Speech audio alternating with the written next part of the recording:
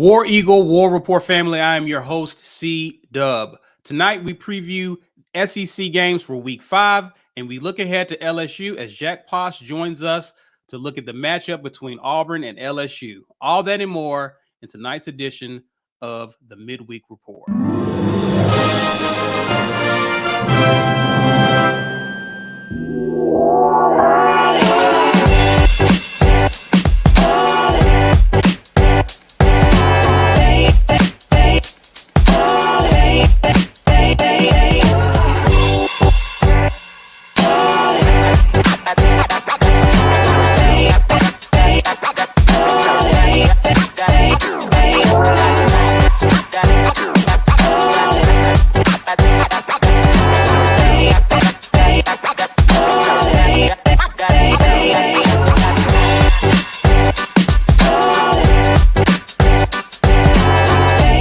War Eagle, everyone. War Eagle, happy Wednesday. Welcome to the latest Midweek Report brought to you by auburnsports.com. For the latest regarding Auburn news, please head over there, check out their content. Shout out to JG Tate and the crew for supporting the War Rapport and the Midweek Report. Also, we want to thank you guys for supporting us as well, who are watching either live or on replay. We need you guys to help us out. In addition to watching us, we need you to share this content on social media. That is Facebook and Twitter. Use the hashtag as you see below. Also, smash that like button. And if you're new to our channel, please hit subscribe. You can also support us monetarily by becoming a patron. Ike Jones is here to tell you how you can do that. Yeah, you can come on board with the War Rapport. There should be a little join button right down below this video if you're watching it later, or if you're watching it live, there should be a join button if you're not a member already. And that will allow you to get access to all this wonderful insider content. Patron memberships are $5.99 per month. If you want to come on board with that, you get everything, man. You get to chat with us live after the games and at the halftime. You get to see all of the film review stuff that we do, man. And it's always a good time being able to watch that film later, even after a bad game, because sometimes it calms your nerves a little bit. Shout out to our guys over at Rogue Shop, just because when we talk about calming nerves. But yeah, anyway, so you can come on $5.99 for that. Gifting a membership is really easy. So if you're there in the live chat, there should be an availability to gift a membership if you're using a desktop computer or laptop, whatever. But if you're not on a phone and you're using a desktop site, you should be able to gift a membership. You have the option of gifting somewhere between 1 and like 20. I think you can buy 20 memberships, and YouTube randomly assigns that to users in the chat that are not members but frequent the War Rapport. So we appreciate all of those who continue to gift memberships to other members of our community. And then, you know, every time that we get together live, we give away stuff. And today we're going to give away one of these lovely Weagle War Damn Eagle Kick 'em in the Butt Big Blue Hey t-shirt, sponsored by War Eagle Oil. WarEagleOil.com is the place where you want to go for all of your motor oil and motor related products. WarEagleOil.com. Hashtag get your weight up in the comments to be able to join us. So if you're watching currently live in the live chat, hashtag get your weight up to be able to win potentially this shirt sponsored by War Eagle Oil. We'll do that drawing right around the 1 hour mark, and we appreciate everybody for sticking around through the whole situation so y'all can get your stuff. Indeed. Gentlemen, it's Week 5. We're going to preview some SEC matchups, but just to get a quick temperature check, how are you guys feeling going into this LSU weekend? I mean, hopeful. I'm hopeful. Yeah, I mean, I think every week is a new week to go out here and reset the expectations for what you can do. You know, the 1-0 mentality, I think, should be a real team thing this team finally embraces, and just like, man, screw it. Just win the game in front of you. And that's all you got to do. Just keep winning and move on. 3-1. Could be 4-1 after this weekend if you make some changes, which, you know, I was talking to Ike about this earlier today. It seems likely that the changes we anticipated last week are coming this week. So I'm excited about that. They're moving. It seems like they're moving forward as a team under the idea that some things are more settled. The quarterback position seems very settled at this point. And you know, they're going to try, and we're going to see some new things as well too. So this should be fun. It should be fun to watch on Saturday. It's a home game. It's Jordan Air, baby. Like LSU is coming to town. This is usually like a hard-hitting game. There's no reason not to be excited about this one for a 3-1 team versus an undefeated team. Winner stays undefeated in the SEC. And if you win, I mean, you pretty much have a lot of your goals still in front of you. You're undefeated in the SEC. This is pretty much where a lot of people kind of hoped we would be going into Georgia, right? So this is a big game. Brian, how's your feeling? How are you feeling this weekend, man? It's always weird when y'all call me Brian, man. It's weird. It's cool though. What is your name? It's still weird. Is Mama calling Brian? I'm gonna call him Brian. I feel like once I revisited the game from last week, the thing that kept sticking out to me was these players are playing hard as hell for Harsin, man. I know a lot of people want him out, and everybody's written the who's next article already, but these dudes here in that locker room, man, they playing for him. They're jumping on him. He's jumping on them as they carry him, as they celebrate wins at the locker room, and they don't have any fight that is going to be left out. They are bringing the fight every weekend to every practice. It makes me very at ease, not because we're going to go out there and just slobber knock everybody who comes on the field with us, but you know what? I'm so glad that at least they're playing, man. They're playing hard. These players are playing. So I hope we see a really good game, and I hope we win it. And I'm not thinking about the coaching situation nearly as much as I was like 4 days ago, because it was in my head, because it bothered me how all this has gone down. It stunk from day one. But coach isn't coaching for his job. He's coaching for his players. And I think the players are playing for him. And I feel good about that situation. So let's go. Well, before we dive more into that, let's talk about some matchups this weekend. Other than the Auburn LSU matchup, are there any intriguing matchups, guys, that stand out to you that you're looking forward to seeing? Alabama, Arkansas. I can't wait to see this one. Okay. I can't wait to see this one. Are you? Well, we'll get your pick in a minute, guys. Is there any other games? Ike B, is there any games that stand out to you that you're kind of intrigued about? This will be Ole Miss's first real game. They played 2 Group of 5 teams, 1 FCS team, and Georgia Tech, who was essentially a FCS team. So this will be their first real game, and I'm interested to see how they play against Kentucky. I think Ole Miss might be about like the 3rd or the 4th best team in the conference, so sort of what they were last year. So we'll see. I'm interested in that one. Okay, all right. Well, let's go ahead and get to it. Let's not waste any time. Let's get some of these games out the way. South Carolina State visits South Carolina. I got South Carolina. What say you, gentlemen? Wait, South Carolina State. That's the punter. That's the punter that ran 10 yards past the line of scrimmage. Oh, we did the video on. Is he still? Wait. Wait. No. Wait. They can't even punt behind the line of scrimmage. No. Is he even kicking still? I don't know, man. Like, woo. Well, if you hadn't seen that segment, Caesar and I gonna be doing this, but man, it was egregious. He forgot how football worked for like 30 seconds. Nope. South Carolina. No, that's what you call fear, Mike.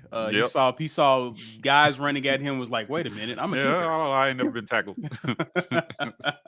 I'm a kicker. I'm not a runner. I'm a kicker. I'm just gonna kick the ball. I got South Carolina, but I'm assuming you guys have South Carolina as well. Yeah. Yeah, Spencer Rattler wins the Heisman this weekend. Well, we're already going to Spencer Rattler will end up with just as many Heisman trophies as AJ McCarron finished his career with. Hey, I'm gonna need you.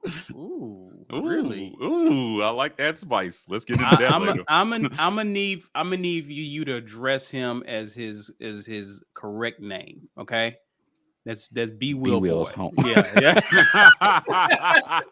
That's his name. All right. I don't know who's. It took me a while to figure out who you was talking about. B. Will's boy. All right. Ain't that right, B. Will? You ain't got. He's in a quarterback tier all by himself. Yeah. Okay. Tier is the right word. All by myself. Well, you're crying. And an S at the end of it. Eastern Washington versus Florida. They're actually moving this game to Sunday due to the hurricane. They'll be playing Sunday morning at 11. I was gonna say, prayers for everybody. I mean, Floridians are handling it well. I saw a video of a guy wakeboarding through his neighborhood streets behind a truck. So that they not don't seem too concerned about it. But yeah, prayers up to everybody in the path of the hurricane. I get they're used to it, but yes, indeed, prayers to them. Be safe down there. I got Florida guys. Yeah, they'll take this one. Yeah. All right, let's go to number 1. Georgia goes on the road to Mizzou. I got Georgia. Yeah, I mean, listen, we just beat Missouri. There's no way Georgia loses to them. Even a very upset and disappointed Missouri team does not go in and win this game. Yeah, prayers up for their kicker. Man, that guy had a rough night after Saturday, I'm sure. I mean, the kicker had a rough night, but that young man that running back. Yeah, the running back had. Yeah, nobody got laid. How do you lead the most winnable game? Well, no, Missouri plays Vandy, right? I had a question for that, but I'm gonna leave that alone. What was that be? So I'm trying to think. Has Mizzou hadn't played Vandy yet? So the second most winnable game on their schedule, they literally fumbled away, and then they get rewarded by not only a Georgia team that is still probably the best team in the country, but one that had a lot of mess ups the week before, and their coach is gonna have them correcting those coming out here. Prayers for them. Yeah, that's not gonna be pretty at all. That's the equivalent of some teams losing the week prior and then coming out ready to just play mad and angry. So yes. Okay, but really quickly though on this, because Georgia didn't look great versus Kent State. Yes, right. I mean, they were struggling, and then is this? Well, I was going to ask if this can't be a trap game. It can't be a trap game because Auburn's next. Yeah, okay, never mind. I answered my own. I was like, but could they? No, should beat both those teams. So what you saying? No, sir. Number 17, Texas A&M. Georgia play football good. Number 17, Texas A&M on the road against Mississippi State. This is the line. This is a pick'em. This is a pick'em. Clearly, an interesting game for sure. Tired of A&M getting over. You know what? Before we do that, before we do that, I'm slipping, y'all, and no one caught me. Let's look at the scoreboard. Let's look at the scoreboard. Ooh, Last week, baby, Mike G went undefeated, perfect score. Everyone else went 9-1. I am still the caboose. Don't worry, I'll give y'all back one this week for sure. 100%, I'm giving that back.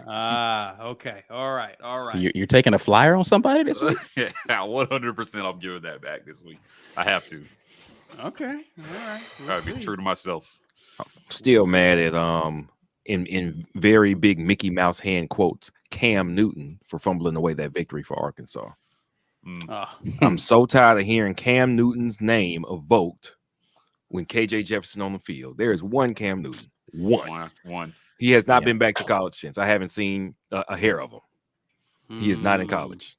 Yeah, until his son comes back. It's a little annoying. I get tired of the comparisons. Like, I get it, but I don't get it at the same time. They so eager to crown somebody. Okay. Anyway. A&M, Mississippi State. What do we guys think about this matchup here?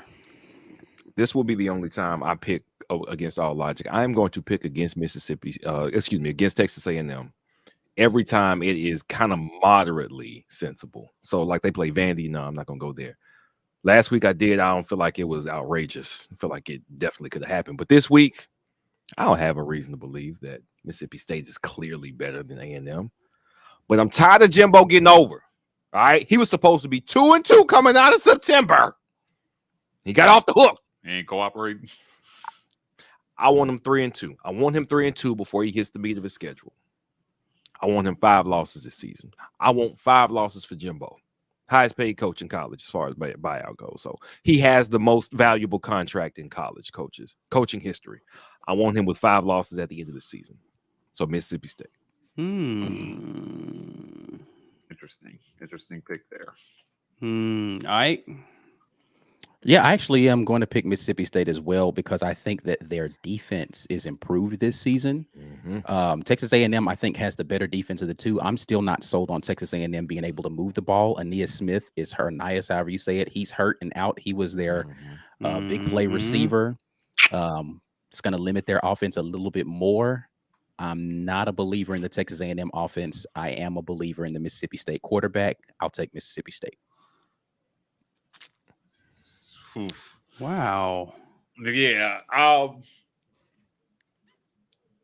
Everything in me wants to pick Mississippi State. Will Rogers is almost 75% passing on the season with 16 touchdowns. But I'm going to go with A&M in this one. I feel like this could be chaotic. And it's going to be another one of those. This game is a little bit of a mid-off as well, too. So it's going to be one of those where we might see a head-scratching ending. Mississippi State is by no means a bad pick. I'm going with A&M in this one. I just feel like maybe they win on some crazy stuff. It feels like that kind of season for them. A&M.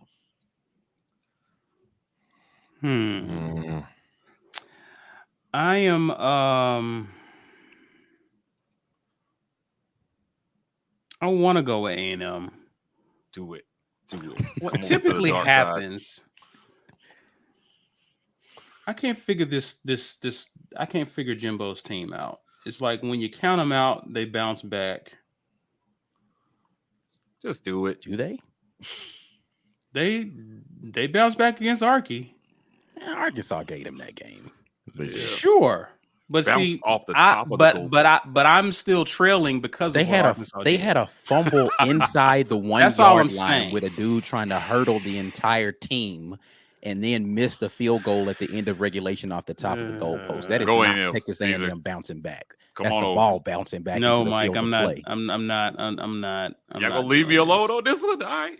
Every time you've been alone so far, you've won. So Right. All Yeah. right. Yeah, you got to play the law. I'm not of trying to averages. talk you off of A&M. I'm just saying, hey, listen. No, it's the law. No, it's law of averages. He's bound to start messing up sooner or later with these picks. This may be the one he gives us back. I'm going Mississippi State here. All right. Going Mississippi State. All right. Real quick, while we're on the subject here, I just see this. Okay, I see y'all. I see some super chats here. Jimbo is Les Miles Miles 2.0. Wow. Oof. That's a rough assessment. That's an insult if I ever heard one. I don't know if I would. I wonder how our LSU guest feels about that. We gotta ask him. Yeah. When Jack gets in here, I gotta ask him. Les Miles 2.0. Yikes. Sheesh. B. Will, any thoughts on that? I know.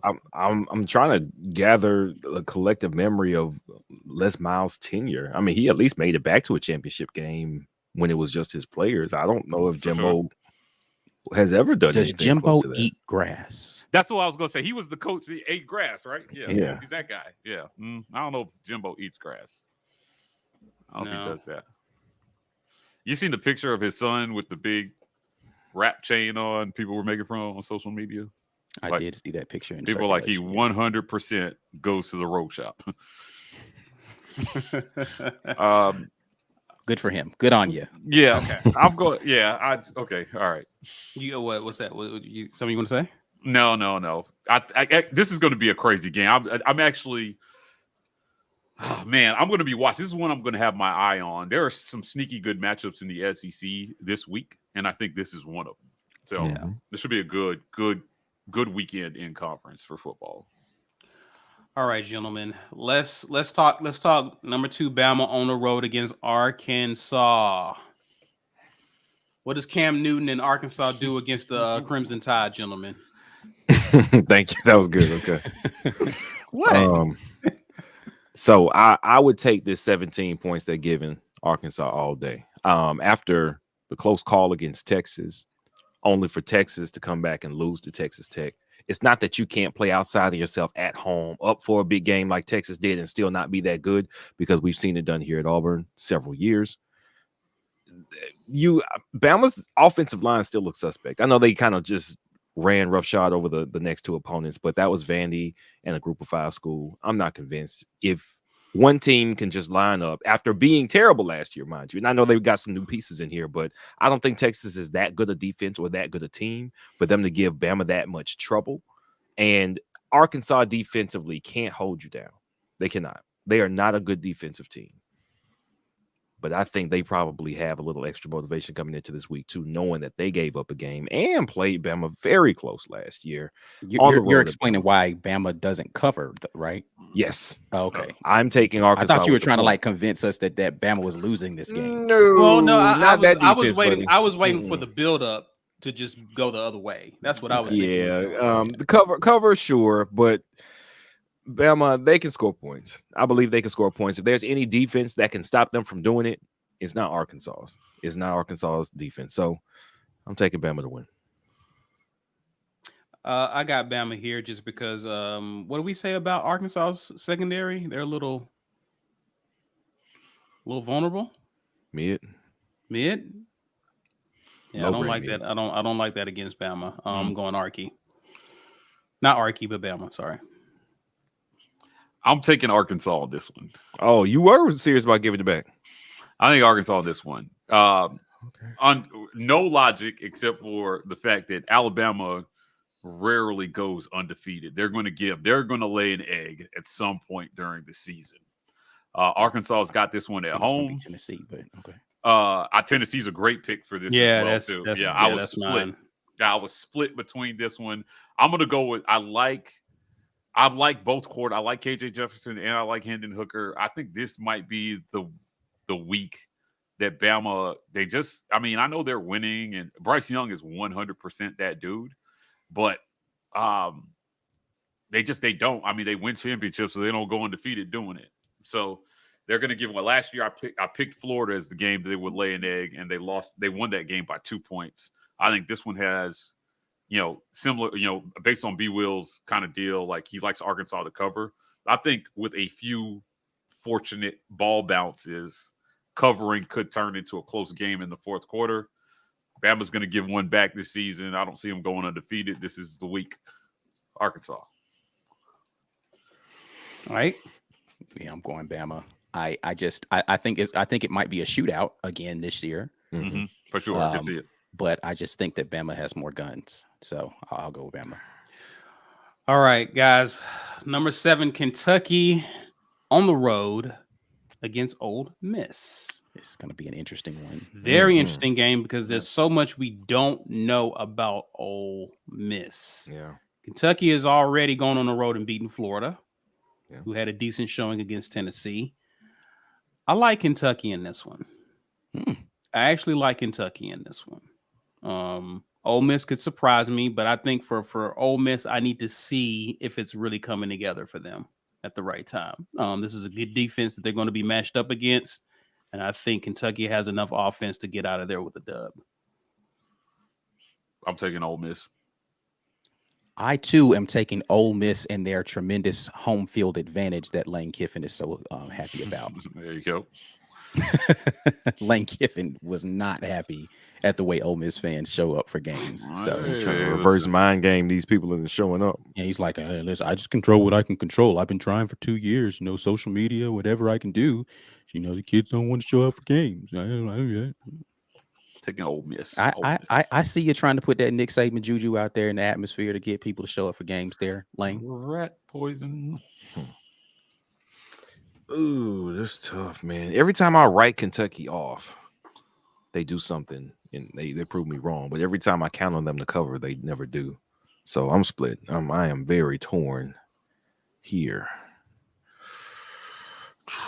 I need to see what the points total is. I think it's like 53, and I'm definitely taking the under because neither one of them, both of them have decent defenses. You know what? I feel like this is, if I count on Ole Miss and write Kentucky off, Kentucky's going to win and prove me wrong. So I'm going to go ahead and say Kentucky. Okay. I like it. I think those are the games. Let's grab some super chats. Corey Dub, good to have you on. Any feelings about John Hartwell potentially being named athletic director? Good hire? I'm going to be honest. I have not looked into any of the potential athletic director hires. Yeah, I don't have any feelings about it. I'll just wait and see who they pick and then judge whether or not that person seems like they'll be good. But unless they've been an AD somewhere else in the SEC, it's really hard to make determinations about how good they're going to be. Right. I'm a fan of McGlynn, though. I think he's done a fabulous job at Auburn.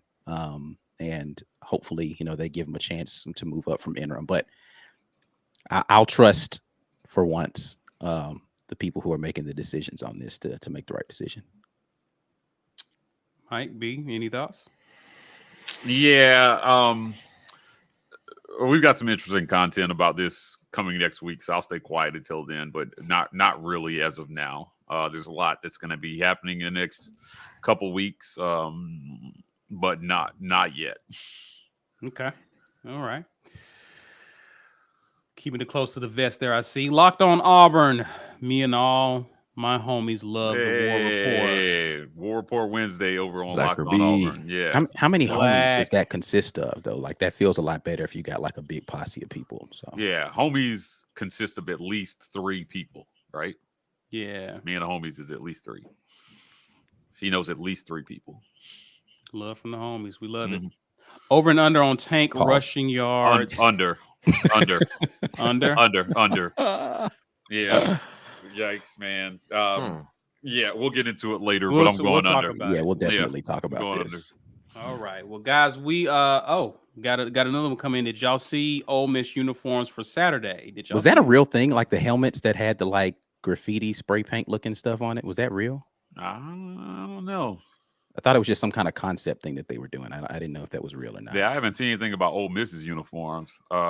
What's been hot on social media is the Bengals uniforms that they're wearing Thursday night. Those look dope. Can't wait to see that I haven't seen in action. Yeah.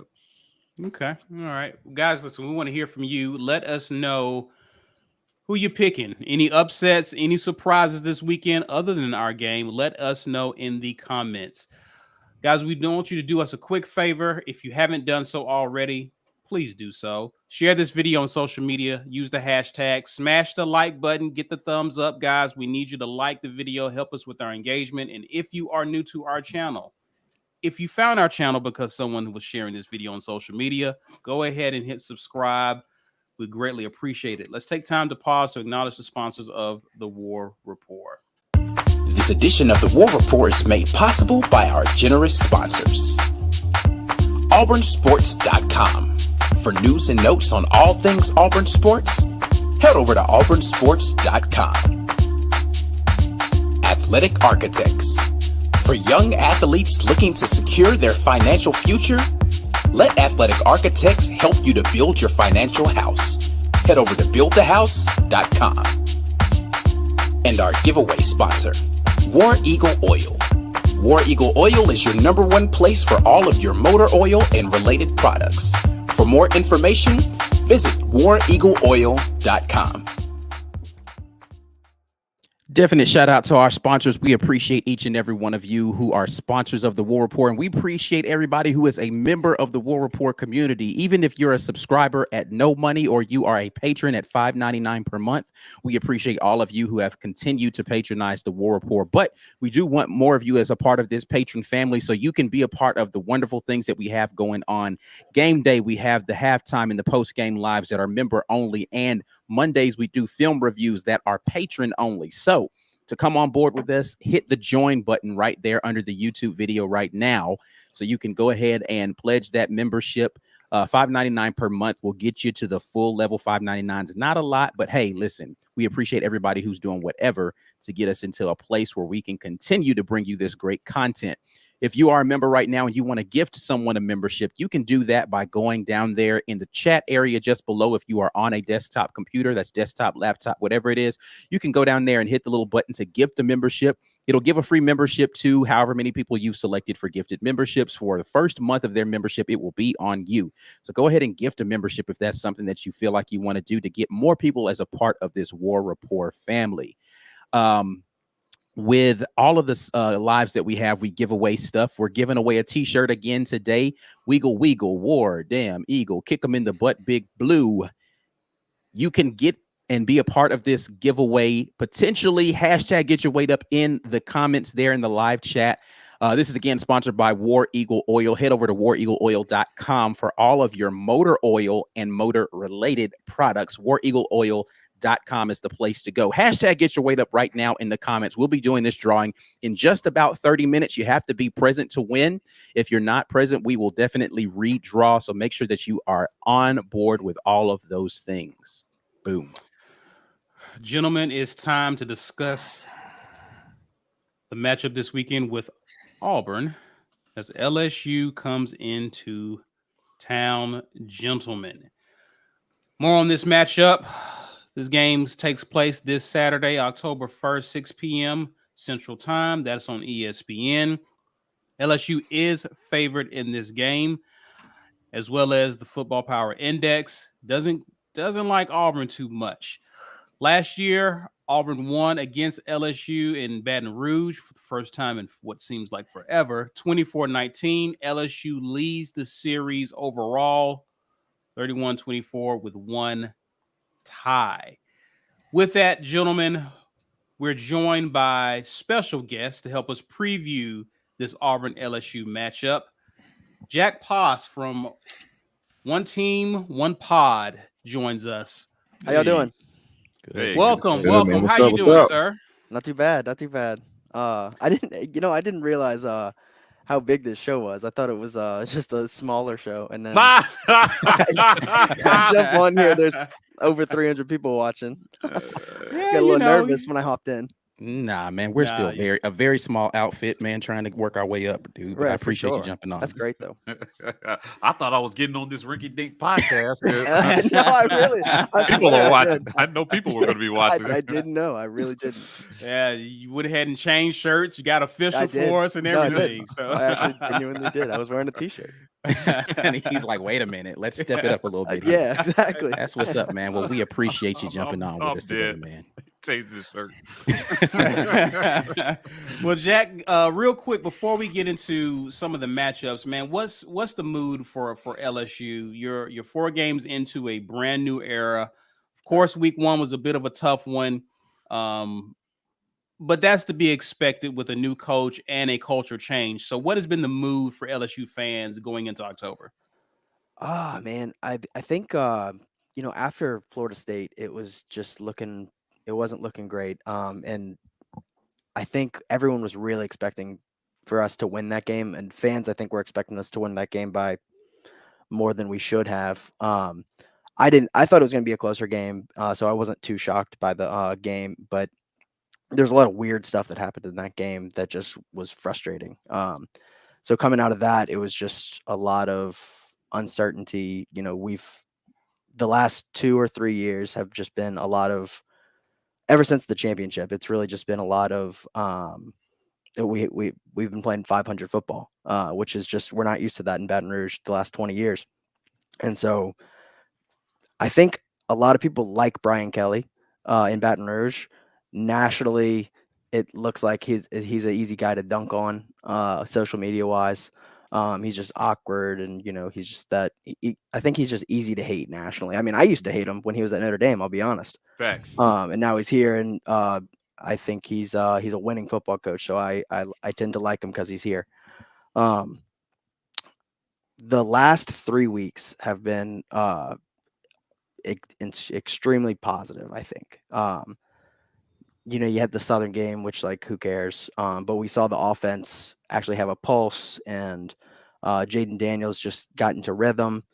The Mississippi State game started off very slow, but in the second half, we completely dominated. I think we won the second half 24-3. And then ever since that second half, everything feels really, really positive in Baton Rouge for sure. Okay. Well, let's go ahead and talk about some matchups real quick. I think B, you got it lined up for us.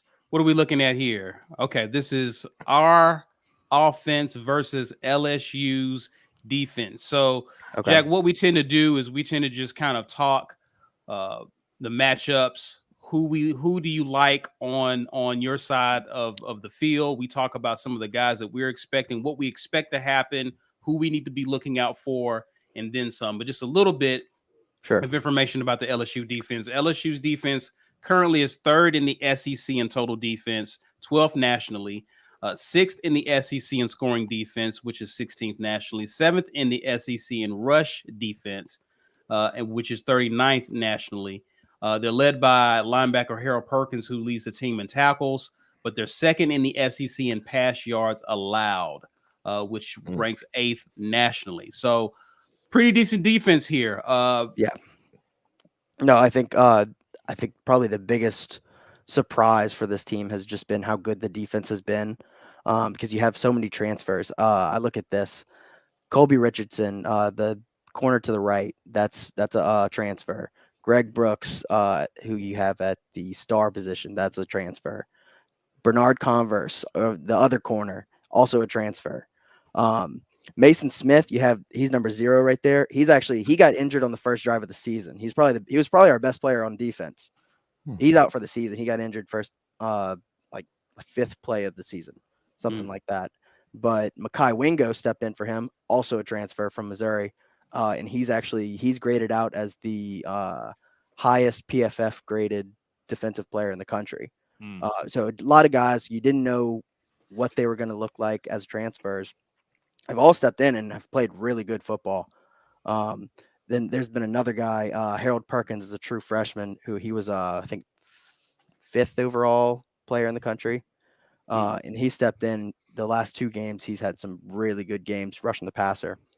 So a lot of surprises. I kind of didn't think this defense was going to be all that. But the last 2 games, this defense has looked like they're not elite, but they're a great defense. Matt House is your defensive coordinator. That's right. What's your read on him in terms of his type of defense? Is it more of an attacking defense? Is it bend but don't break, keep things in front of him? What's kind of the identity of LSU's defense? I think that's kind of hard to pin down right now because we had the Florida State game, which was just a lot of sloppy mistakes. So it was hard to really figure out what he was trying to do. We had a lot of missed tackles and things like that. And then against Mississippi State, they run that air raid offense. So I don't think any defensive coordinator is going to run out their normal stuff against Mississippi State. Although that for the majority of that game, we did play a lot of bend, don't break kind of style. Very similar to, not very similar, but pretty similar to what we had with Dave Aranda a few years ago. I think it is a little bend, don't break. I think we don't send huge blitz packages or anything like that, and I kind of don't think against this Auburn team that we're going to really have to. Y'all got a lot of injuries on the offensive line. Am I right? Yeah. Our offensive line. I mean, even like since I created this graphic, I think this offensive line has been shuffled again. So You got 2 centers out. Am I right? Yeah, I mean, our starting center didn't even make the season to begin with. The backup center got hurt in the last game, so we're down to our 3rd string center, who is actually we might be swapping to our 4th string center. Brandon Council at left guard is going to start at center. This week. And so that means that we'll have likely Keandre Jones in at the left guard spot. So this graphic is even outdated now since they had the presser Monday. So.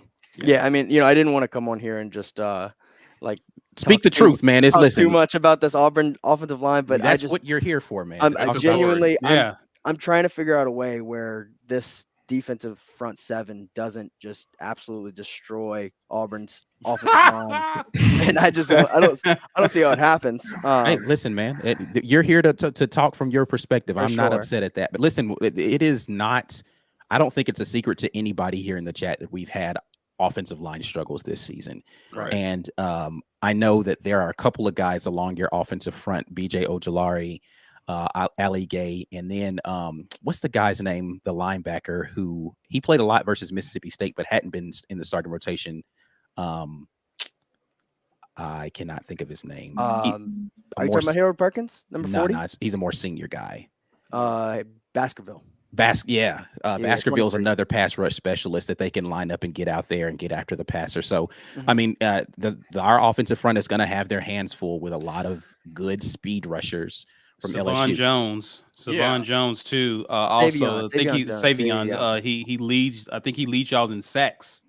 I believe, right? 2.5, I He believe. might. I think there's a few guys that are up there. I think there's just a couple guys that have like around 2.5. No one has like 4 sacks through 4 games or anything like that. But it's been by committee almost. Like against Mississippi State, I think we had 4 sacks. And Savion Jones, he's been a guy who's been around for a few years. And everyone kind of, I think, just assumed that he wasn't going to break you hadn't heard much about him in camp, anything like that. He didn't really play too much.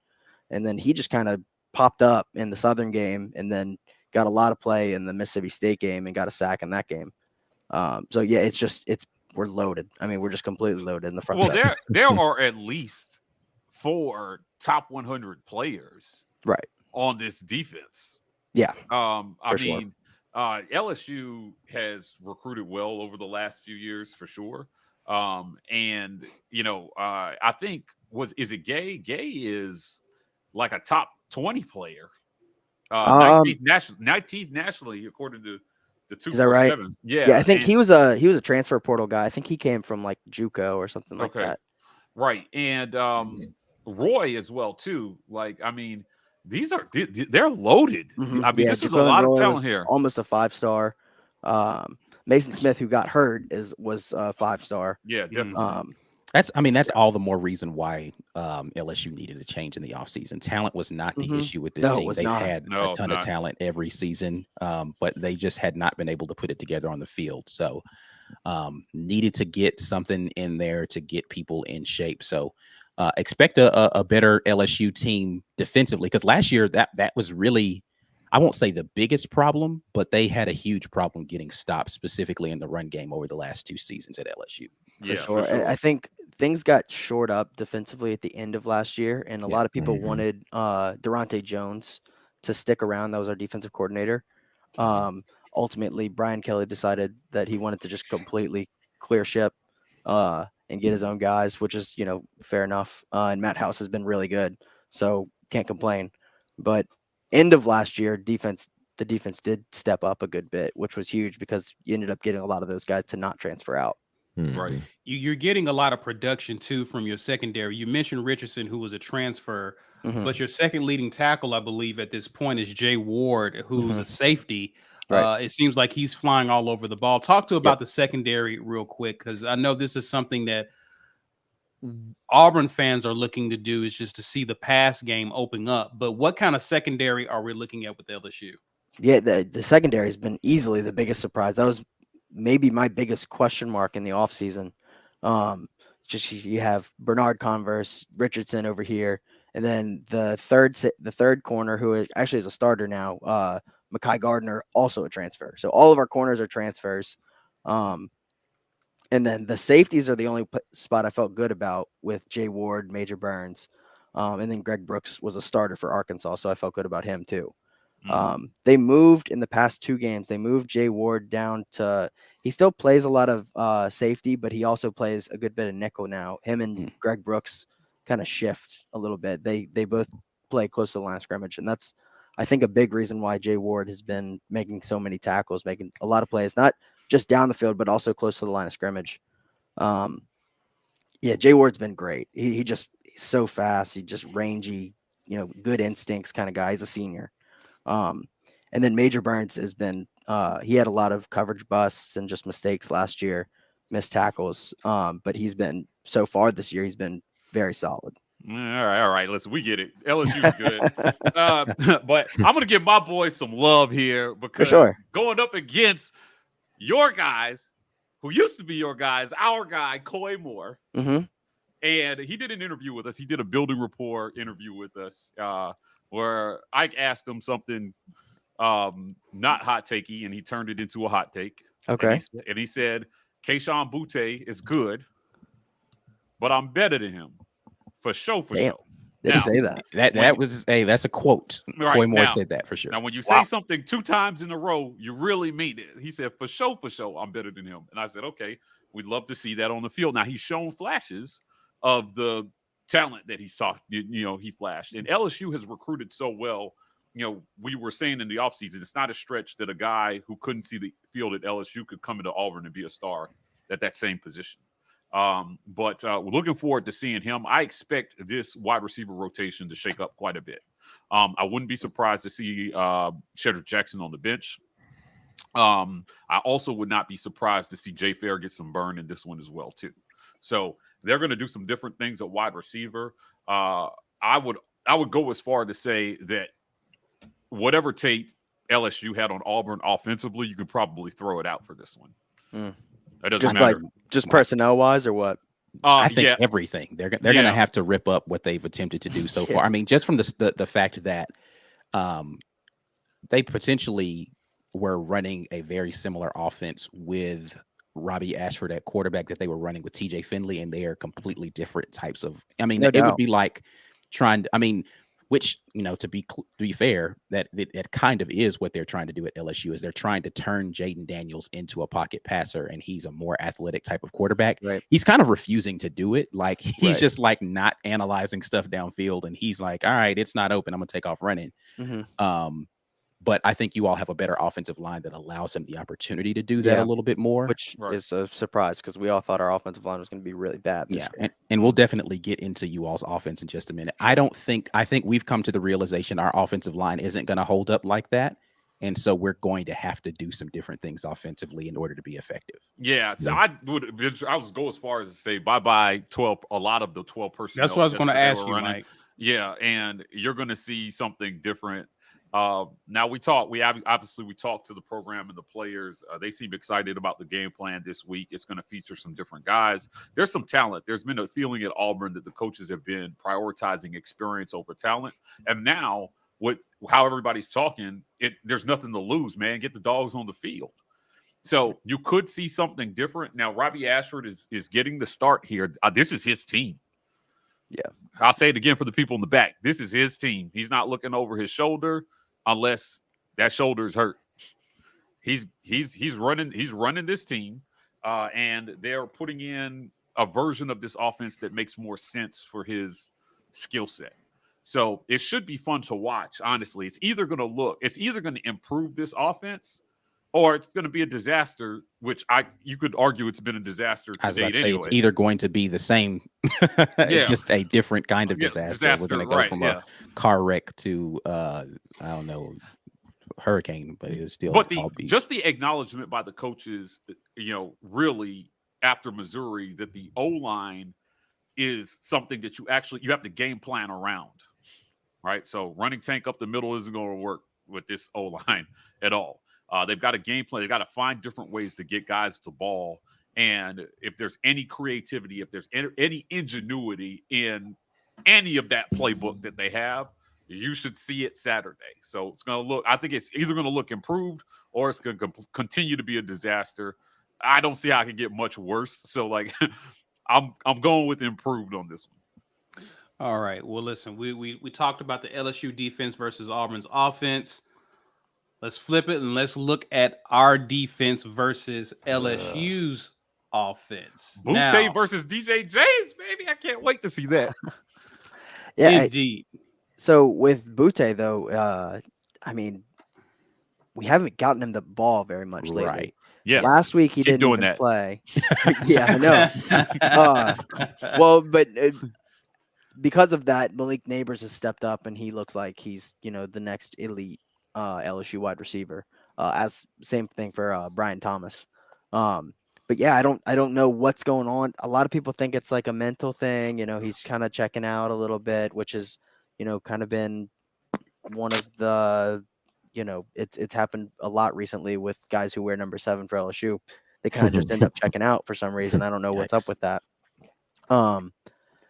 But yeah, and then last week he didn't even play because I think he was attending the birth of his child. So, you can't really blame him for that. But I don't know what's up with Kayshon Butte, but I can tell you that the running game has been a huge surprise. We got 4 guys that at the start of the year, we didn't know if we were going to like any of them. Is Goodwin okay? I think he was hurt. He's nicked up, but it sounds like he's good to play. I think he practiced today. Okay. Maybe non-contact. I'm not sure. Brian Kelly does a very good job of keeping things silent. So it's not unusual for a coach not to give all of the injury updates about their players going into a game. That's not like unusual. That was sarcasm. I'm sorry. You have to be in part of the inside joke to get Yeah, that right. sarcasm. So No, yeah, I understand because Coach O last year for us and the years before that, just everything was available to the public. So there's nothing not getting well, out. guys, here's our game plan this week. Well, not just that, but also his No. personal life. I was about to say when All right. he was speaking very literally about I know. that. Too much. Coach O Right. was like, so I had 3 baddies at the house last night. Exactly. He's just going out to Destin and just running. Check around my with his gram shirt real off. quick, fam. Yeah, it's psychotic behavior, man. I Going miss live. Coach O, but Going live in a those few. are fun times. Those were fun times, despite the football. Jaden Daniels is your leading rusher. Lawrence asked, is he going to be healthy for the game this weekend? Yeah, he's fine. He actually, it was a lower back. I think he just had a stinger.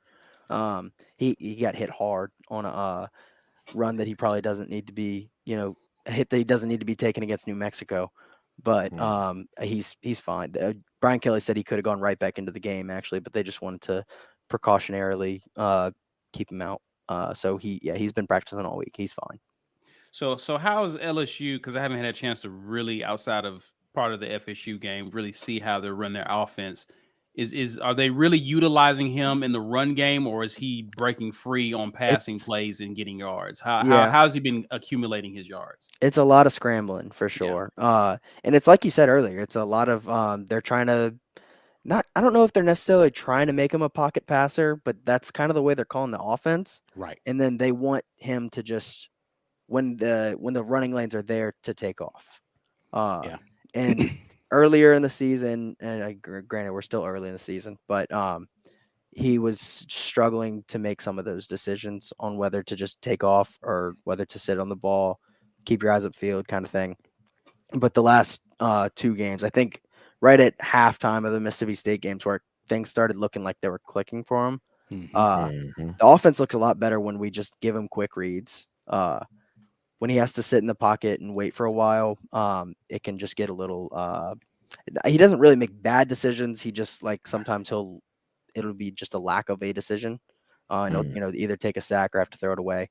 That's one of the things the coach was talking about. What I heard him saying in one of your pressers or an interview that the faster he gets to the line of scrimmage and they get when they're playing more at a tempo and Jaden Daniels isn't thinking a lot, he plays better. But the more he slows down and he starts trying to process and trying to be this cerebral quarterback, that's when he starts to make the mistakes. Right. And I think he's starting to get better in those slower situations, which he definitely needs to be. But yeah, when we're playing fast, everything looks like it's in a good rhythm and everything's just flowing really nice with the offense. I think a big thing too is he needs to take off early on when he decides to scramble. It needs to be early in the game. Because against Mississippi State, the lanes were there. They were there the whole game. Right. It was just in the second half when he decided to actually start taking the lanes. I think he's trying to force himself to be a pocket passer mentally, but if the lane's there, you got this world-class speed for a quarterback, take off and run. And Mississippi State was even spying a linebacker on him, and he's just he was just outrunning him. He just ran around him. Yeah, I mean, he'd pick up 20 yards just running around the guy. So you got that was actually with kind of safety. That was kind of sad to see that I watched that game. Mississippi State was 100% spying him, and he was just outrunning every angle the guy was. I was like, man, this is ridiculous. Yeah, it's like a video game. Yeah, it's pretty nice. We haven't had a fast quarterback like that, and I don't think ever. I got a chance to see Jaden Daniels his freshman year while I was living in Phoenix. I went to an ASU game. I actually went to the ASU Michigan State game. And I got a chance to see this kid play, and I've always thought he was supremely talented. He threw a good deep ball for a true freshman at the time, and there are some facets to his game that it's kind of cool to see it come full circle for him so many years later. But he's dangerous. Even during that FSU game, you could feel his speed, like the impact his speed had on the game, getting around the edge and getting to the outside on those runs. A lot of the challenge a lot of quarterbacks have is about just what you said about when to make that decision to run, making it early. But they're caught in that thing where he's trying to be patient in the pocket, but the lanes are there too. Right. And, that indecision sometimes will cost you yards. Hopefully Saturday, he's confused and makes a lot of right, like decisions. But I do like I like his game a lot. Yeah. I think you got to take it early for him, just because like that's going to force any defense to then start cheating up a safety, making sure playing zone, whatever it is, to make sure that he doesn't have those lanes. And then once they do that, then you can sit in the pocket, and those throws down the field will be there, and you can sit in the pocket for longer. It's just, it's all about just starting fast, starting early, first quarter, because that's been the problem. Our 2 Power 5 games, Florida State, we had 3 points in the first half. Mississippi State, we had 7 points in the first half. It's just, you got to start faster, especially this weekend on the road. Yeah, I think that's been the big thing for me when watching LSU play. And I didn't watch any of their non-Power 5 games. I've only watched the Florida State and the Mississippi State games. But the biggest thing I've seen from LSU offensively has been exactly what you're talking about. It's just they've been a second half team so far. Like, they look very out of place and unsure in the first half. And I mean, you can see them start to pick it up in the second quarter, and you can see the momentum builds. But I didn't see them play a good first quarter of football at all yet. So, that's the one thing I'd caution Auburn fans for. If Auburn gets out to a fast start, LSU has seemed to be one of those, if you are a horse racing, they kick late. So don't be rejoicing too quickly. My biggest thing, we had our show yesterday, and my biggest thing is, like, please just start early, get up 14-0 early. Just I know y'all seem like y'all are in decent spirits, but I think the majority of the casual Auburn fans are, they're panic mode. They're a 2-score deficit away from just quitting on this team, it feels like. I mean, to be fair, that's literally Auburn fans every year. So true. But there have not been any examples of teams going up 2 scores early so far this season. It's the second half. Sure. Right. It's been the tail of the second half for Auburn, for sure. right? And adjustments by the other coaches. So I think it's going to be important in this one to note our defense has not been good in second halves of games. The linebackers seem lost at times. They're shooting the wrong gaps. Again, DJ James on Keyshawn Butte is going to be exciting to watch. DJ James transferred from Oregon. He's been a star. And we don't have him. He's part of the Bo Nix trade. Yeah, pretty much. Yeah, pretty much. The Oregon Trail shipment. But the he's not pictured here, but Keontae Scott started on defense last week versus Missouri, and he has been a pleasant surprise in the secondary as well too. So only 1 turnover. Finding a way to turn Jaden Daniels over is going to be important in the second half, I think, for Auburn to try to stay in this one. The game's at home, so it always helps when you're in Jordan-Hare, because I'm telling you, as a video guy in college, going down to LSU to film was one of the most hostile environments that exists. So not having to play there this year, I think, is a huge win for Auburn, because I would give us 0 chance if we had to go to Death Valley. Having it at home should help. Having your home crowd around, you just need to give the crowd a reason to stay in it defensively. They've done that in the first half of games this year. So I'll be interested to see if they change their, can they be gap sound and stay home on Jaden Daniels? Can they keep Jaden Daniels in front of them and not let him run wild in this one?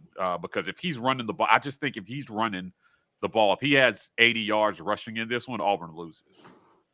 And I guess that's what my question for Ike is, if you're Schmedding, what's your game plan for LSU this weekend? Yeah, I mean, I'm 100% going with probably some sort of 4-2-5 alignment where we have 4 down rushers to be able to play solid against the run, and you commit at least 1 linebacker in spy. I think we have more speed at linebacker than Mississippi State does. The question is going to be about angles and tackling, right? Because that's been the issue with the linebackers. I mean, Owen Papo runs a 4-3. So him being able to pursue is not the issue. It's whether or not he's taking the right angle and he's going to tackle when he gets there. But yeah, I would go with a 4-2-5 approach, more DBs, right? So you can creep. If Kaufman's healthy, I have him on the graphic. I'm not 100% sure if he's going to be back and 100% for this game, but you can creep Kaufman and Puckett down into the box if you need to, and go more single high, and have more committed, but making sure that you've got a spy dedicated with some speed to be able to get out there to, and it's going to be important too that you're disciplined in your rush lanes, because that's been the biggest thing that I saw on film when rushing Jaden Daniels. He's good about he doesn't escape the pocket too early, right? So you have to be disciplined in how you rush him to make sure that he doesn't feel like he has somewhere to go. If you bottle him up and you make him sit in there for a minute, he might get a little more flustered. So just box him in and have that backside covered with a spy, and you should be able to do that better. But if they're in the quick pass game, that's going to be difficult, because likely when you're doing that sort of thing, you're also playing zone on the back end, which means there's going to be opportunities for the quick passes to happen. So they're going to have to figure out how to press and also spy. Good talk, gentlemen. Let's grab some supers before we get into the giveaway. Christian Crawford says Mike G gave up on TJ. No, not me. I was about to say, I think TJ and his shoulder gave up on Auburn. I don't know that TJ's ready to play.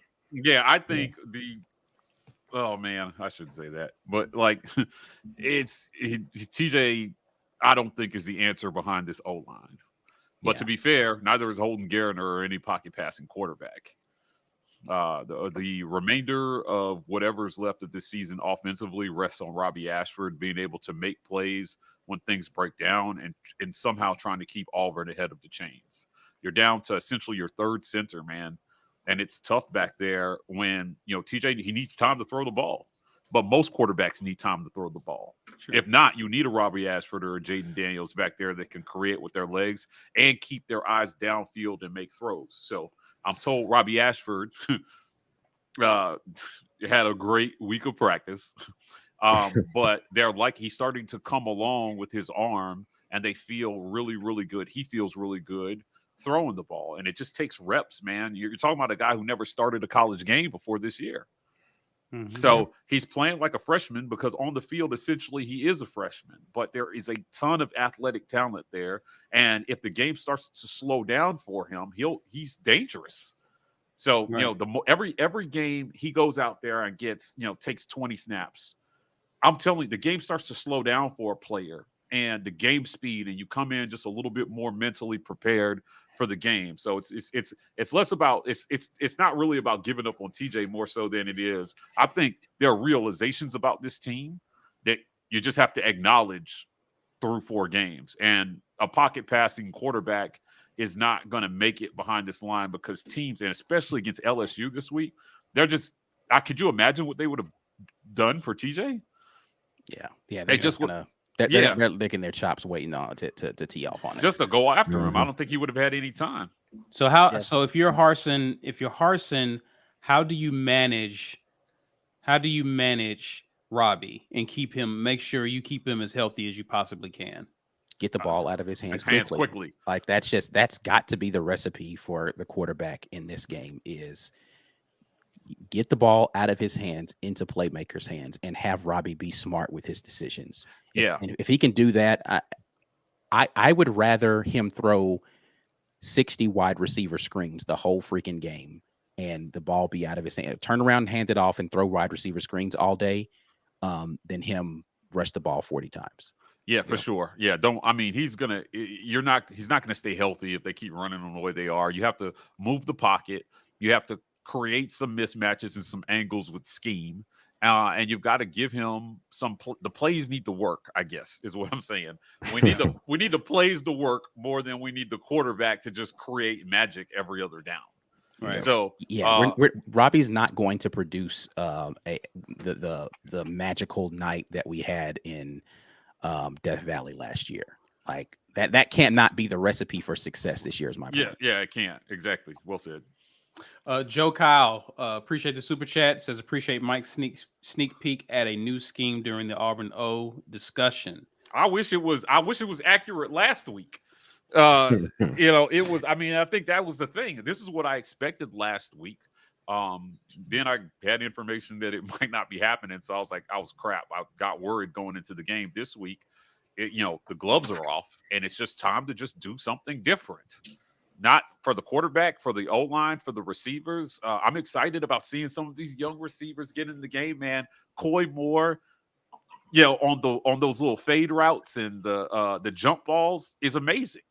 That looked really good. Robbie threw some great touch passes last week, and then in the slot, out of the slot, Javaris Johnson has to reemerge as a threat. Like, I don't know, he just disappeared against Missouri. But he had one target the whole game. Yeah. But I'm excited about possibly seeing Jay Fair out on the field with Omari Kelly and Camden Brown. God, I will lose my mind if they just put these young guys on and just see what they can do.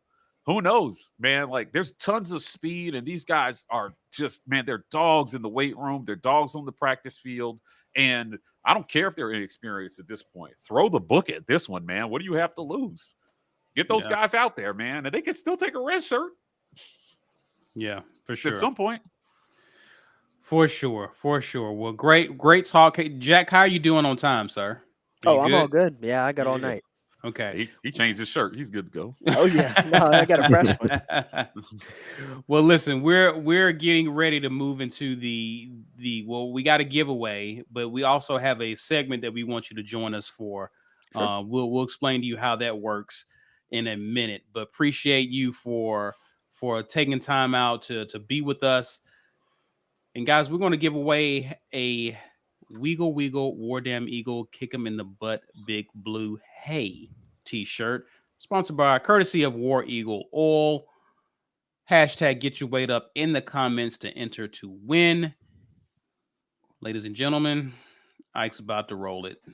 Let's do this. 109 people have entered the drawing today. Today's winner, sponsored by War Eagle Oil for the Weagle Weagle shirt, is going to be Tyler Stone. Tyler Stone, if you are here, let us know in the comments section so that we can make sure that you are going to get your shirt. So, let us know in the comment section if you're here. Yeah, let us know for sure. I guess we're ready. Ike, I guess you're gonna start us off with Yeah. So, as you all know, we are doing a live version of Facts or Nah. So just to initiate our guy, Jack. So we're going to ask questions here. Your response should be either facts, yes, this is going to happen, or nah, I can't see that happening. And then you give a reasoning why. I won't make you go first. I actually won't even make you come up with a question. So we'll do a couple of questions from the panel. Then we'll take some questions for the audience. So those of you who are here, this is going to be Facts or Nah, sponsored by our guys at Rogue Shop. RogueShop.com is where you can go for all of your what's the word I'm looking for here? Your game medicinal needs. Yes. Yeah. If you want to make it through the game on Saturday, the Rogue Shop's got you. Yeah, the RogueShop.com. Use code Rapport or code War Rapport. I don't know why I stumble over that every single time I try to say. Anyway, use code Rapport or code War Rapport. War Rapport gets you 25% off of your purchase. But Facts or Nah, sponsored by the Rogue Shop. We're about to get into this. So again, get your questions ready there in the comment section, and we will get to those comments here in just a minute. But let's start it off. Let me get my banner set up here for that. Where is it? You got like a spinning helmet on your desk or something? Yeah. So this is I don't know if I could pick it up. It's actually a suspended helmet situation here. It's got a little magnet on it or whatever. But this was a birthday gift from my mother-in-law. Today's my birthday, y'all. So happy birthday. Thank you very much. But yeah, so my mother-in-law bought me this, and it spins, and it actually suspends. So if I take it and do this little situation here, yeah, need that. We need that. It spins. Perfect. Yeah. But yeah, anyway, that has nothing to do with what we're about to talk about. We are talking about Facts or Nah right here, presented by the Rogue Shop. So we'll get it kicked off something like this. We will say Facts or Nah. Auburn will have 2 100-yard rushers in this game against LSU. What are you guys feeling about that? Auburn has who now? 2 100-yard rushers in this game. Okay. Yeah, I'm going hell no on this one. Nope. I think we'll be lucky to have one, but I think that the game plan is going to feature trying to keep LSU off balance through the air a little bit more than we've seen. So trying to force the ball to tank straight up the middle definitely isn't working. And, to have 200-yard rushers, it means that Robbie Ashford is going for 100 yards. And I'm not sure that I want to see that one on this one. I'd rather see him beat LSU with his arm rather than with his legs. I'm going no on this one. It'll be Robbie or Tank, but both, I don't see it. Going nah here as well for a lot of the reasons that Mike just mentioned. I don't want to see if Robbie breaks a big run, hey, that's awesome, but I don't want to see him being featured in the run game against LSU, seeing as though he's a QB we need to run this offense.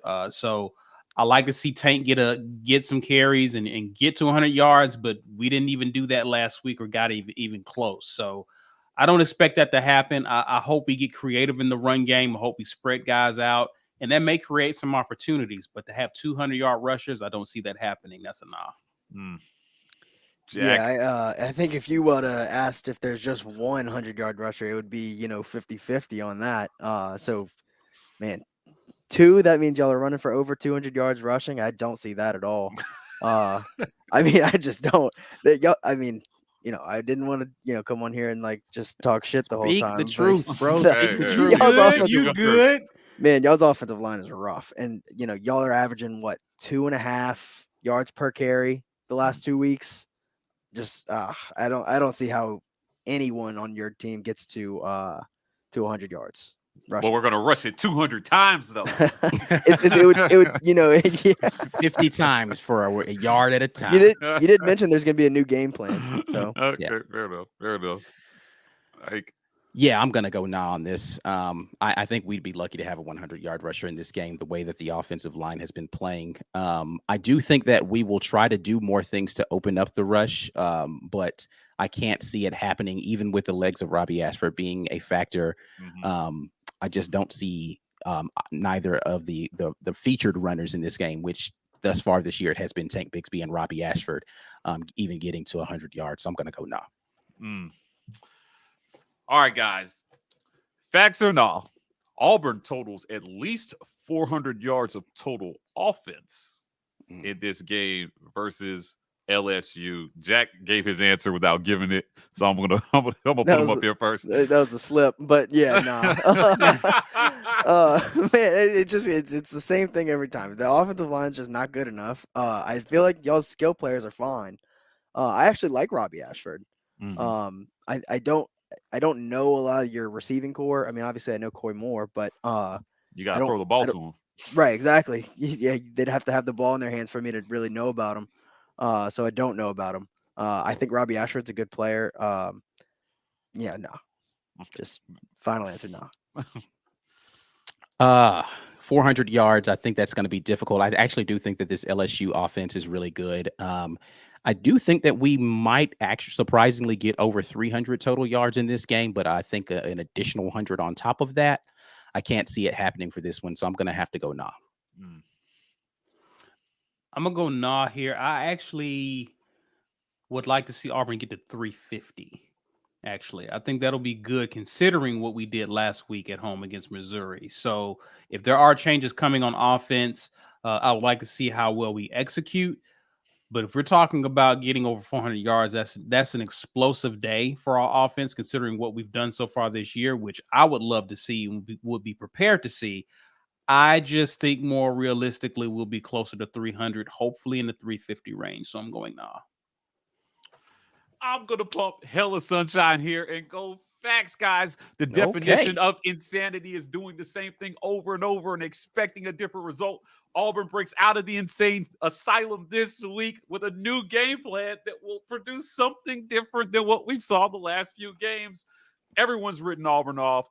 They're 3-1, 1-0 in the SEC. They got a chance to be 2-0. I'm not saying they win, but I do think that this game looks a lot different than a lot of people are anticipating. I expect both offenses to move the ball. Whether we score or not is another story, but 400 yards of offense, take it to the bank. I'm going facts on this one.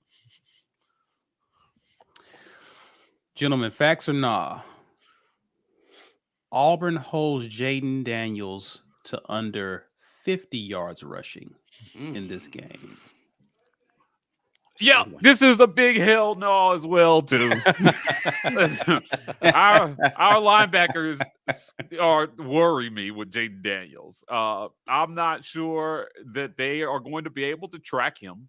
Taking bad angles to the ball carrier and shooting the wrong gaps do not say I'm going to stop an elite athlete like Jaden Daniels from getting 50 yards. 50 yards is I don't know, because I could see him breaking a couple 20-yarders in this one easily. So holding them under 50 yards is going to be a task unless our defensive line has some big breakthrough and they're just really upsetting what he's trying to do back there. But he can make a lot of things happen with his legs. I don't think they hold him under 50 yards. I'm going no on this one. Yeah, under 50 yards is a tough task. I'm going to have to go with nah on this one, simply for the fact that I believe that our defensive backfield is going to make him hold the ball a little bit longer, which means he's going to look to use his legs a little bit more. And I do expect that we'll potentially play a little more man on the outside, which is a more favorable situation for a rushing quarterback to get yardage, just because you have DBs running with their back to him. So I'm going to go nah. He's going to get over 50 yards rushing this game, Jaden Daniels. Yeah, I'm also going to go nah. I think I was kind of 50-50, but then if Mike the Sunshine Pumper is going to go nah, then I think that gives me a little confidence. I think a lot of these, a lot of his scramble plays, they feel like I've been calling them cheap yards, which it is what they are, but yards are yards. He needs to take them early, like I said, and I think that's exactly what he's going to do. All right. That's it, Ike. Nah, that's Steve's me. got to answer his own one. Yep. Yeah, I'm gonna go nah here as well. I think Jaden Daniels is able to nickel and dime us throughout the night. I think he gets over 50. Hopefully, we can hold him under 75 or 80. If he gets over 80, I don't like Auburn's chances It's gonna be a long night in this game. So I'm hoping that we're under 75, but definitely not under 50. So it's a nah for me. All right. So now is the time where we go to the comment section. You all have been submitting your questions, facts or nah. It helps me to get to them a lot quicker if you actually put facts or nah in there and not just a random question, because there are a lot of comments, 465 people in here live, a lot of comments flooding in here. So let's run through these. See. Woolby says, facts or nah, we get to hear Brian Kelly's Southern accent this weekend. What's up with that? What's up with that, Jack? What is? I had to pick this one. Yeah, can you explain that? Yeah, so y'all know what video he's referencing. I don't have to explain that part, obviously. I think it was at that basketball game. I actually, that was one of the only basketball games I didn't go to. And I think he just stuttered. I really do. I don't know if he was trying to put on some Southern accent. I genuinely think he was just nervous and stuttered. And it came out like family, like that's what everybody's been talking about. I think he was just nervous. I think that's all it was.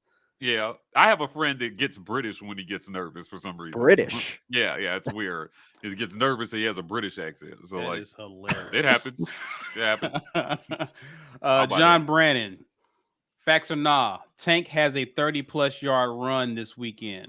I'm gonna go facts on this one. Actually, like even as much struggles that they've had with the O-line, every game Tank gets loose for one in that range of over 20 yards. So I think it's possible. I mean, I'm not expecting anybody to have a big day on the ground. And this offense, unless they can create some offense through the air and keep the defense honest on them, but this is not a stretch, man. He could have a 30-yard run. Yeah, I think I'm going to go facts on this one as well. I think Tank busts out for a long one, at least one this coming Saturday. I think I would go facts too. I just think I have a lot of respect for Tank. He's a savage, but I do think the only thing I would say is that I like our safeties a lot. They're very rangy and very fast. Yeah. We haven't given up any. I don't know if we've given up a single 30+ yard run all year. Ooh. I don't. Let Someone me would have to check check. that. Someone would have to check me on that, but I don't think we have. Not that I Hmm. can remember, at least. Maybe in one of like the Southern game, like late in the game or something like that. But yeah, I definitely could see that. You know, he's super talented. I think he's one of the top 3 or 4 best running backs in the country for sure. I'm gonna go facts here just because I would have said nah if we were rolling out the same offense that we've been rolling out. That was not going to happen. But under this new offense, it's a possibility. So I'm going facts. Do we know what the new offense is, by the way? I Yeah. mean, not specific. I mean, we've Y'all had just- some conversations just- about the changes that Is were it kind of just like potentially- y'all are hoping for a new offense? No, I mean, no, we they're we, rolling we different. talked to players and staff about Okay. things that, and so there are some anticipated changes. Okay. You know, listen, stuff gets installed. Does it get called during the game? That's what we're Mhm. here to Yes, see. that's Right. going to be Yeah. going to be the bigger thing. And some of the conversations that I had before we get to the next question, it was my question in some of the conversations Ike and I had with staff today. It was about play calling and how they were going to handle those duties. Now, listen, Eric Kiesau was not first on anybody's list for offensive coordinator, and I think when Austin Davis fell through, they had to pivot because they torpedoed Harson's offseason and he couldn't get anybody worth a damn after Davis to come here. Right. So they've been trying to figure this out. I think Harson has to be heavily involved in play calling moving forward, but ultimately, it's an ego check for them that the game plan that they had coming in to the season, the feed the tank, you have to abandon that to some extent. You got to get them the ball, but you can't do it the way you anticipated, right? You can't just run. You don't have the line to run straight at people. I think you got to this throw him extra- the ball. That's Yeah. I mean, every time when I'm Look- watching Auburn, I think they got to just get him in space, man. For Yeah, sure, I agree. 100%. And I agree with that. that's what we're hoping. When we say new, that's what we're hoping for. Okay. Rod May says facts or nah. Robbie throws for 2 touchdowns this weekend. I'm gonna go with facts on this one as well too. I think that you see a different red zone offense as well too. There's a realization that he's got to use his arm, and I think that Auburn scoring 3 touchdowns in this game is possible. But if you watch Robbie Ashford, it could be like a dump off to a running back, and the running back does the work and gets into the end zone. So, like, you know, if you're thinking, oh, he's going to throw one into the end zone, it doesn't have to be that way. But I could see him dropping one off short and then letting the athletes do the work to get it into the end zone. Yeah, 2 touchdowns. Gosh, man, it's just hard for me to see this Auburn offense as a 2 touchdown passing team right now because I haven't seen it. To Mike G's point, if there's more short passes that turn into big runs after the catch, I could possibly see it. But I'm gonna go nah. I think he might throw one. I don't know if he gets a second one. So Yeah, I mean it would go against my score prediction. I have Auburn scoring 7 points. So Yeah, he said my parlay is looking like, and that one touchdown is tanks. So you know, I don't know. all right. I think Robbie throws for a touchdown. I agree with Ike. I think he throws for a touchdown, but if he's throwing for more than that, he's actually having an amazing game, and you really got to like Auburn's chances in that game. I'm going to go nah. It's going to be a real tight, close game. So I'm going 1 touchdown for Robbie. I hope it's a tight, close game. So Cohen says facts or nah. Auburn wins the turnover margin. Hell no. I don't know how anybody can think they're going to win the turnover margin in this one or in any game for that matter. They got 1 turnover on the season. I mean 2 Yeah, technically. The Missouri forced one one. is a fumble. Oh, So yes, my we have 2. my guy, that is a turnover. Yeah, so Right, technically we yeah. have 2 turnovers on the season that we forced. Also, But we've we've got twice as good as 5. I thought they were. No, we've got 7. Hold on, we've thrown 5 interceptions and had 2 fumbles, so 7 total turnovers this season and only forced 2. Yeesh. Yeah. No. Yeah, something. I mean, a couple of the running backs for LSU have had a little bit of a fumble problem, but it's only 1 or 2 of them. And it's been late in games that we're already winning by a ton. Jane Daniels hasn't thrown a pick yet this season. And yeah, from what I've seen, it looks like Auburn does have a bit of an interception problem. So I would say nah, but there's also a part of me that just thinks that there's just weird things that happen when LSU goes to Jordan Hare Facts. or when anyone goes to Jordan Hare. Yeah, and it's watch what happened to Missouri. potentially going to be a wet day, so that Right. increases the probability of some things happening. I'm still going to go with nah on the turnover margin. If we draw even, I'd be happy for that. Yeah, they could win it by accident. Yeah. Right. Like the ball is wet. You know what I Right. mean? A squirrel ran on the field. Like anything. A squirrel. Yeah. That's fun. Like literally, like some mishap. Essentially, maybe is the way they win that. I definitely feel like something weird's going to happen in this game. So I'm going to go facts. I think Auburn's going to win the turnover margin just All right. because of something stupid happening. That's just how I feel like this game's about to go. Yeah, you're all right, Jack. You're all right. I also just feel pressured to say something nice about Auburn. All right. They've been so complimentary of my team. Right. Donovan says, facts or not, Robbie has at least a 60% completion rate this Saturday. This is a great one. I think to have a good day, he needs to be in the mid 60s for Auburn to have a chance. I'm going to go with facts on this one. He was actually 65% against Missouri. What was that? He was 12 for 18 passing. What's that? That's 66%. Man. Yeah, that's 66%. I'll go with facts on this one. I could see it if they give him the right kind of throws. Sure. Yeah, he could definitely go plus 60%. Yeah, if they're giving him short, easy throws, then yes. Yeah, for sure. I think he has at least a 60% completion rate. Yeah, who is Joey Ferguson? Go away. 43%. Philip Coleman, facts or not, Keontae Scott, I think we're going to get this one every week until it happens. Takes a punt return to the house this game. Wait, Jack, how's special teams at? Oh man, I don't know if y'all watched the Florida State game, but it was terrible. I was about Florida State was terrible. Mississippi State had a couple of big returns on punts in that game. Yeah, they did. They did. So they had a kick return that they took to the 7, but there was a penalty. There's a huge hold. I mean, it was actually I think Mississippi State fans were upset about it, but I mean, dude gets tackled at the 25 if he's not getting held. So, but yeah, punt returns have been a little suspect for LSU. So, I could definitely see some sort of special teams play for Auburn in this game. Keontae Scott is on the brink, man. Like this guy has just ball skills and really good vision for a returner. He's risky. He takes risks. But you got to be a little crazy to do it. So I'm going to go nah this one. But like I wouldn't be surprised to see it. It's just so unlikely in any game to see a punt return for a touchdown. But God, it would be great because I think that's what they're going to need to find some scoring from someplace to win this one.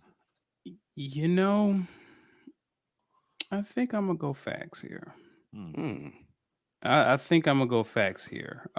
Is this the crazy thing? I think this may be the crazy thing that happens. I think this is the crazy thing right here. So, I'm going to go facts here. Yeah, I could see it happening. I mean, this is one of the things I actually wrote down in my notes about this game is that this could be the game that Keontae Scott has a big return. Whether he takes it to the house, I don't know. But I do think that he has at least one punt return for over 40 yards in this game.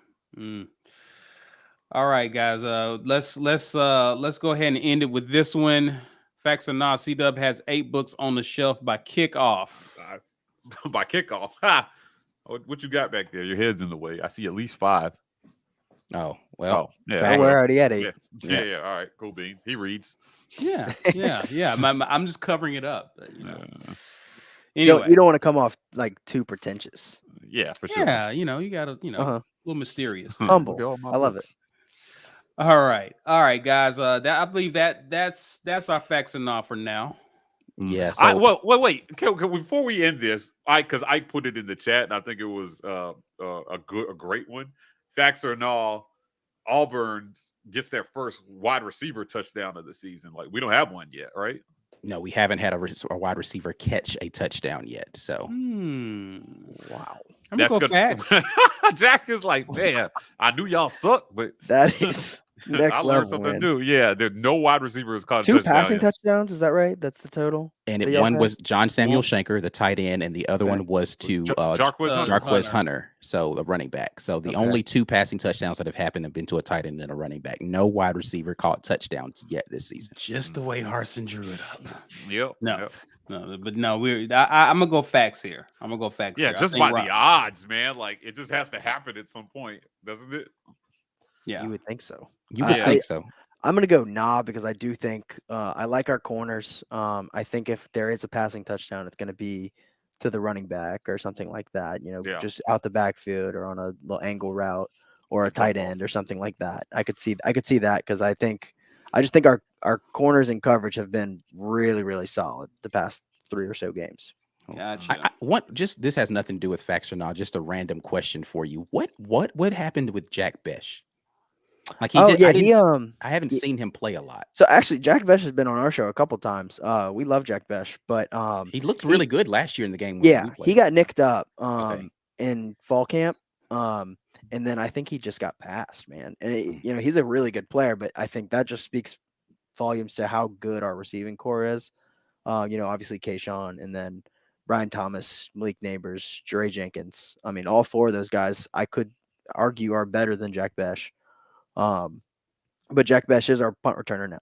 He returned a punt for a touchdown this past weekend, but it got called back for a blindside block, which was it was like 50-50 call. I could see it going either way, but yeah, he's our punt returner now. So that's where I think they're trying to get him back into gear. I can't remember what the injury was, but it's something that's been kind of lingering, and I think he's just now feeling like 100%. Cam asked, just read that LSU starting guard is out for the game. Yeah. So Dellinger, that was he was our center the first game, and we had a bunch of bad snaps and stuff, so they switched him out to guard, threw in Charles Turner, who's been great. He's a senior. And Dellinger's been good at guard. I mean, nothing crazy, but we're switching in Anthony Bradford, who was the starter in game 1 and who was a really good player. Huge player. Very strong. So I'm not too worried about that. We have plenty of guys who can come in and step in at guard and be fine. Tackle, if we lost a tackle, I would be concerned. Those 2 don't really have a lot of good depth behind them. But in interior linemen, I think we're fine, and we can next man up, and I think we're all good there. I think we're good here, gentlemen. Jack, appreciate you taking time out to hang with us and doing facts or not with us. How can people get in touch with you and access your podcast? Yeah, so we're One Team One Pod. I think this is mostly Auburn listeners, so I'm sure you don't want to listen to a bunch of guys talk about LSU football maybe this week, but yeah, this week. And we also have a betting show, so we're doing pretty well on the betting show too. I think we're plus 149 units or something like that. We're doing really well. And so yeah, that's we're anywhere you get your podcasts from. We're on all of them, and then on Twitter we're One Team One Pod, and then I think it's the same on Instagram and TikTok. On TikTok we do a lot of like interviews with people at tailgates. We'll ask them funny questions and stuff like that. Zach Von Rosenberg, former LSU punter, he does some of those with us too on the TikTok. So yeah, we just like to have fun. That's really all it is. Nice. Cool. Awesome. Cool. Well, thanks again for joining us, man. For sure. And hanging out with us, being honest. Yeah, for sure. We appreciate that. It's all good. We appreciate you, man. Thanks. Try not to be too honest, No, hey, it's all good, man. Listen, man, it's It's sports and rivalry. We expect you to come on here and talk your stuff, man. It's all cool. No doubt. No doubt. All right. Well, that does it for another edition of Facts or Nah. Again, presented by the Rogue Shop. RogueShop.com is where you can go to get all of your herbal supplement needs taken care of. You guys might want to go ahead and stock up for this weekend because it may be a long day if that LSU pass rush does all the things that Jack is expecting it to do. But use code Rapport for your discount or code War Rapport. 25% off for the War Rapport, 15% off for code Rapport. You can go ahead and get that taken care of, and I'm sure the folks at Rogue Shop will appreciate that very much. All right. We got a few comments we want to tackle before we get out of here. Tyler Stone says he is here. Tyler, if you're still hanging around because we were doing a segment, here's what we need you to do, good sir. We need for you to email us, business@the War Rapport. We need your physical address, and we will need your shirt size. That would help us out a ton, good sir. Thanks again and congratulations. Also, let's grab some more. Coolio passed. Yeah, I saw that somebody say that. Yeah, R.I.P. Coolio. Oh man. Wow. Yeah. Okay. Man. Imani Smoot says, I would like to say something bad about LSU, but I can't. My mom's a big LSU fan. I hope they did change the offense. God knows we need it. War Eagle, everybody. Hey, listen. Keep it in the family, but keep it truthful. All right. Keep it truthful. Indeed. AU in the USMC. Happy birthday, Ike. Get a shot on me. Yeah, man. Yeah, I forgot to do this earlier. If anybody really just wants to, you know what I'm saying, y'all could go Yeah. and hit Do that that. Cash App if you want to, you know what I'm saying. Do this for show for our guy's birthday. Yeah, Ike man. is out here stacking years up. Yeah. We've all known each other for over 20 years. Which is crazy to think about, but that's a fact. Yeah, it's crazy. But I've actually known Ike longer since I was in high school. Yeah. So Actually, I've known Ike longer. I was about to say, I've known C well, actually, you and Brian, I've not known y'all around the same amount of time because I met B when he was in middle school as well. So, yeah. No more super chats. Please hit up his Cash App for the B-Day, man, and help us out here, guys. We're working hard. You only get one birthday a year. He made it another year. Let's celebrate that. I mean, Lawrence, you joking, but I actually am 41, bro. So like, I'm not really far off of that number. Like, I know I don't look that old, but I am 41 years old today. So, indeed. Thomas Jones says Robbie will have his first touchdown pass in this game and a rush TD. I hope to see this so much, man. If they open this offense up and spread the field, then Robbie Mike is praying. I mean, so here's the reality of what Robbie Ashford is as a quarterback. He's ridiculously fast and he has a cannon for an arm. What they need to do is simplify the game for him. Give him some easy throws, let him get because what I also know about Robbie Ashford is that he is he's an emotional player, right? And so if he is energized and he's into this game, I guarantee you he's going to get in the zone and he's going to start seeing stuff differently. He's going to start seeing the hole differently. He's going to start seeing open receivers differently. Let him get into a zone, a rhythm, and I guarantee you this offense opens up because just for the simple fact, I've said this before in the run game, they have to honor Robbie's ability to run. Right. They have to. Right. So in the entire game, someone has to be thinking about the fact number 9 might take off running at any minute. And that's the same thing that we have to think about with their quarterback. But if you keep that in the mind of a defender, it's 1 second slower that they're reacting to a handoff. It's 1 second slower they're reacting to a screen to a wide receivers to the outside. And that 1 second may be the sliver that they need to turn a 2-yard route into a 40-yard thing, right? So there's an opportunity for that to happen for sure, and we need to make sure that we're giving him the opportunities to do that by getting the ball out of his hands quickly. Now that we're towards the end, we have a question because someone else mentioned it. What's up with Alan Flanagan? I don't know any specifics about this. Yeah, they said it sounded personal in nature, and I don't think it was injury related, but it sounded like he's got close personal issue that he's dealing with right now, and we're gonna respect his privacy and pray for him. For sure. Guys, you got anything else before we close out? I don't have anything for real. I just listen, I get the skepticism that everybody has about what they potentially will see. But I'll make the same thing.